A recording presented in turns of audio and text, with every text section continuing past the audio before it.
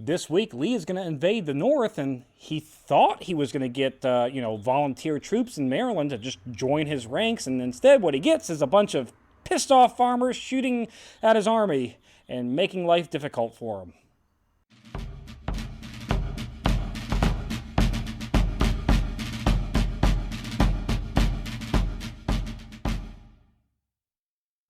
Hello and welcome to Civil War in Hindsight. I'm Lieutenant Tommy. With me, as always, is Prospector Johnny. And Johnny, you got a friend with you today. Who's your friend?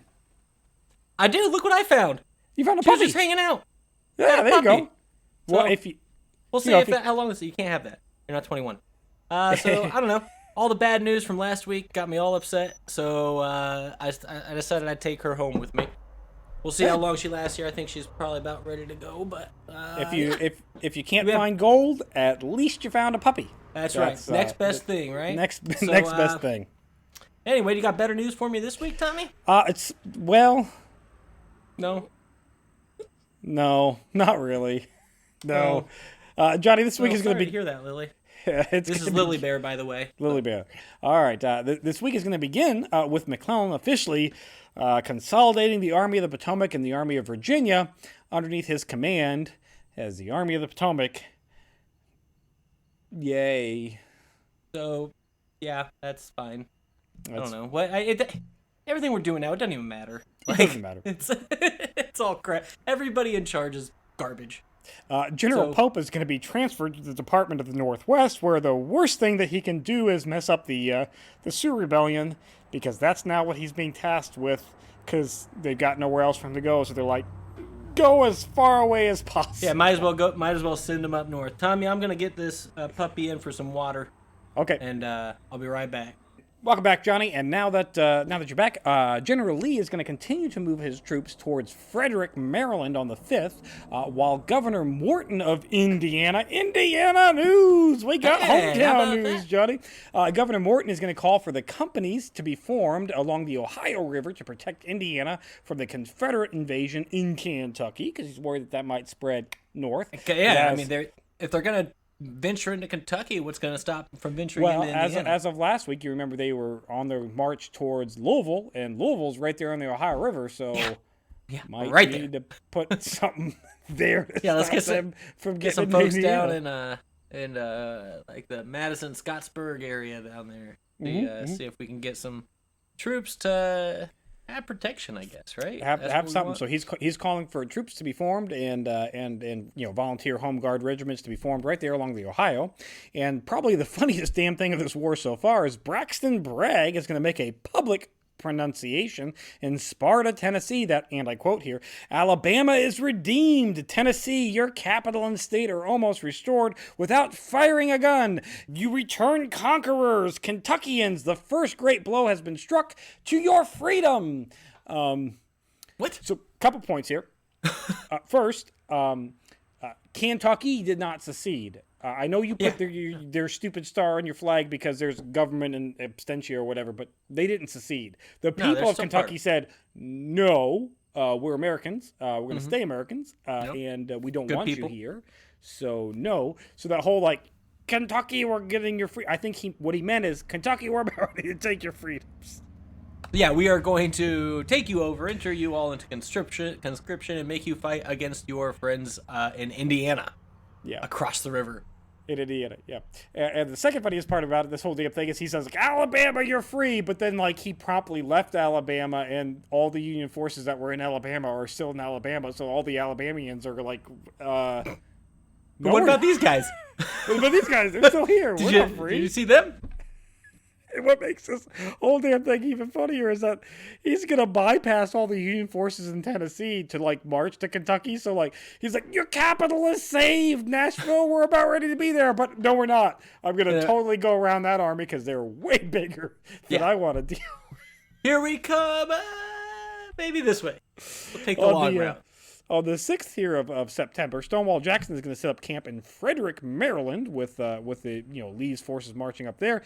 He's going to set up camp there, but every day they're going to have to deal with skirmishes here in the north, because while Lee thought he was going to have just people out of the woodworks from Maryland come to his aid, like give him food, give him supplies, volunteer to fight for the Confederacy. Instead, what he's been approached with is, get off my land! Yeah. Woo! Yeah, hippity hoppity, get off my property. That is 100% correct here, Johnny. And the native operation that we've been dealing with out in the Northwest here, it's going to have an unsuccessful assault for the second time on Fort Abercrombie. And that's out in the Dakota territories. And you might be wondering to yourself, Johnny, Dakota, I thought the Sioux were uprising in Minnesota. That's right, the Sioux are uprising in Minnesota. But in our response to that, we attacked the Dakota Territory Indians because we were idiots and we thought that they were all the same when they're not. And so now those Indians are like, we can't, no. We were fighting those guys over there, and now you're so they're defending themselves, and well, they unsuccessfully defend themselves by losing at the Battle of Fort Abercrombie for the second time. Unpopular opinion here, but there are natives that are fighting either with either the Unions or the Confederates during this war, right? Yes. The Confederates, in fact, are like perhaps they should just say F it and start killing every white person they see. That would be the better approach, but they're not. No.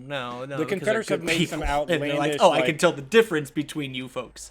Yeah, they're making some outlandish promises to like the Cherokee. They're like, hey, look, if you join us, we'll give you a whole state, which they're not gonna.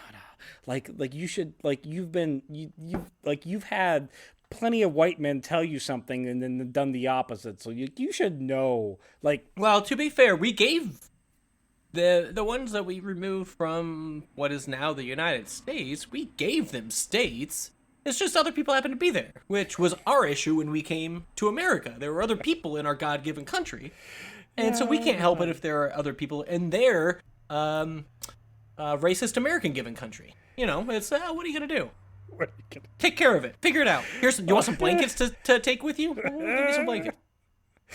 On the 7th, Johnny, McClellan is going to begin moving his troops north between Washington and Baltimore to attempt to distract Lee, but in the process, he's actually cut off Harper's Ferry from any Union support. So Lincoln is like, hey, Harper's Ferry is still something that we control. Maybe don't abandon it. All right, so back up a little bit. You said he marched people from in Washington attempt to distract. Yes, yeah. Because Lee's so now again, in Maryland. Like, the one damn thing he does is walk an army from a place to another place. That's what he does. That's his. And hopes this'll do it. This'll do it. Yep. It doesn't do it. Braxton and Bragg is going to continue marching north towards Kentucky, avoiding the Union main lines at Murfreesboro and Nashville. So again, there's that whole screw liberating Tennessee thing.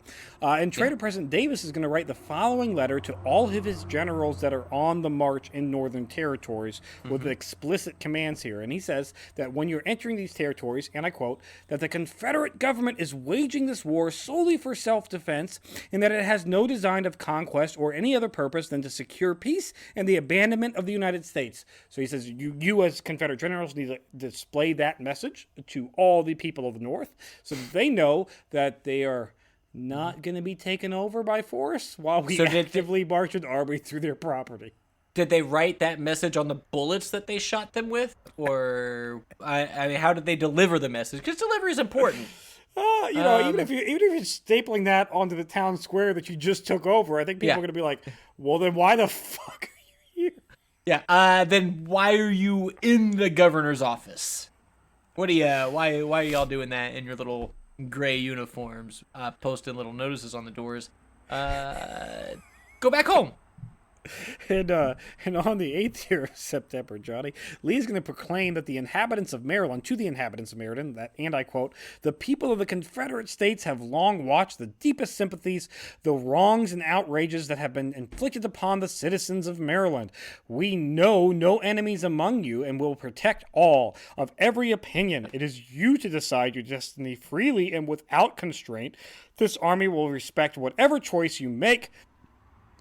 And by that, I mean is only if you side with us. Because clearly, if you're taking pot shots at our army, we're still going to be actively fighting you because,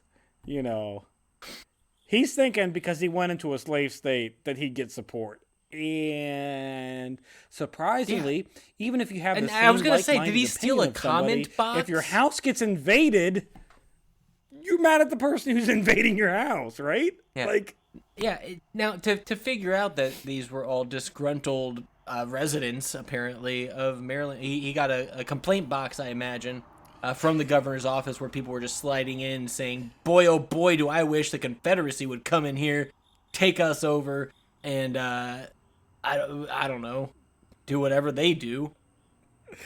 Like, what? I mean, Conscript he's us? actively I don't being know. shot at by like just not like home guard militia units or things. He's being actively shot at by people who are like, get off my property. Yeah. Well, yeah. Hell yeah. Someone walks up on my property with a bunch of people. I'm sorry. Take a pot shot. This is America. I got a right to defend it. Right? You sure do. On the 9th of September, Johnny, Lee's going to order that Jackson march to Harper's Ferry, while Longstreet was to go to Boonesboro, Maryland.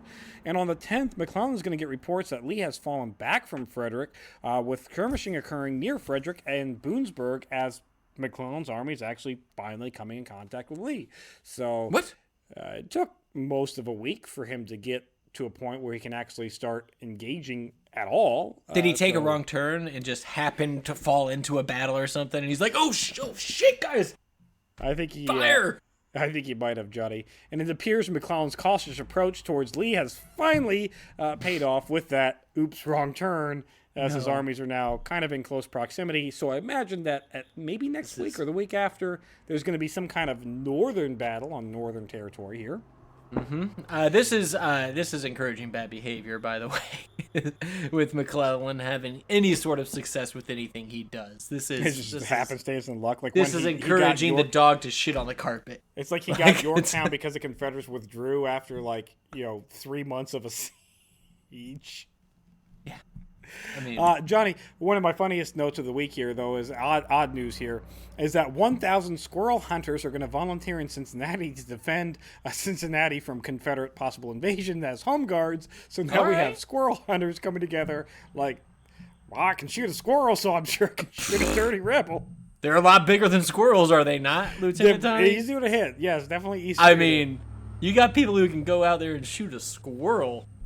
I want you on my army. hit. Yeah, fair enough. So fair enough. Let's Johnny, have them. This Welcome. week is going to come to a relatively quiet week. It's going to come to an end on the 11th with Confederate forces entering Hagerstown, Maryland, while skirmishing continues pretty much around all of Lee's front through both,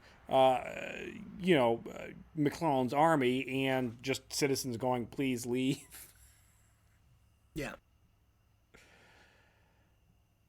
That's it for this week in Civil War in Hindsight. If you enjoy Civil War in Hindsight, check out Historic Hindsight. We talk about all kinds of fun things like how the presidents did really awful things as human beings and how Belle Boyd just continued to get Union soldiers to release her through, her special skills.